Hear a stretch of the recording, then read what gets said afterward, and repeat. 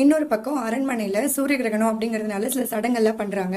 அந்த சடங்குக்கு ராஜா கலந்துக்கல. அவர் தான் வேட்டையாட போயிருக்காரு இல்லையா, வேட்டையாடி முடிச்சுட்டு அரண்மனைக்கு வரவே இல்லை. இப்படி ஒரு முக்கியமான சடங்குக்கு ராஜா கலந்துக்கலன்னா எப்படி?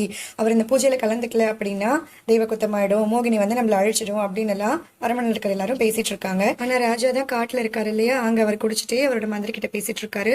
நீங்க கண்டிப்பா வந்து அரண்மனைக்கு போகணும், நீங்க பூஜையில கலந்துக்கல அப்படின்னா மோகினி பிசாசு வந்து நம்மள அழிச்சிடும் சொல்லிட்டு இருக்காங்க. ஆனா ராஜாக்கு அதுல பெருசா நம்பிக்கை இல்ல. கிட்டத்தட்ட முழு கிரகணமே ஆரம்பிச்சிருச்சு. அந்த இடமே இருட்டா இருக்கு. எல்லாருமே ஒரு நிமிஷம் அந்த இருட்டை பார்த்துட்டு பயப்படுறாங்க. இப்போ ராஜா மான வேட்டையாடினா பரிசு தரேன்னு சொன்னாரு இல்லையா, அதனால எல்லாரும் போறாங்க. ராஜா ஒரு நிறைய பாக்குறாரு, அதை வேட்டையாடலாம் அப்படின்னு சொல்லிட்டு அதை துரத்திட்டே வராரு. இன்னொரு பக்கம் வலையில மாட்டிருக்கா இல்லையா ஹீரோயின், அவ வந்து கண்ணு முழிக்கிறா, கால் பண்ணி பார்க்கலான்னு போன் எடுக்கிறா. ஆனா போன்ல சிக்னலே இல்லை. இது என்ன சுத்தமா சிக்னலே இல்லைன்னு சொல்லி அவளுக்கு ஆச்சரியமா இருக்கு. அந்த டைம்ல தான் நிறைய வேட்டையாடிட்டே வராரு இல்லையா ராஜா, அவர் ஒரு அம்பு விடுறாரு. அந்த அம்பு இவ மாட்டிருக்கா இல்லையா அந்த வலையிலோட கயிறுல பட்டு அந்த வலை கட்டாயி கீழே விழுது. இவர் மறுபடியும் அம்பு விடுறாரு, எங்காவது அவன் மேல பற்ற போதும்னு சொல்லி இவ போய் ஒழிஞ்சுக்கிறா. அதுக்கப்புறம் யாரோ ஒரு சத்தத்தை கேட்டு யாரோ வராங்கன்னு வெளியில வரா. இவ போட்டிருக்க ட்ரெஸ்ஸை பார்த்துட்டு அந்த ராஜா இவ பார்க்கவே வினோதமா இருக்கான்னு சொல்லி இவளை துரத்திட்டே போறாரு.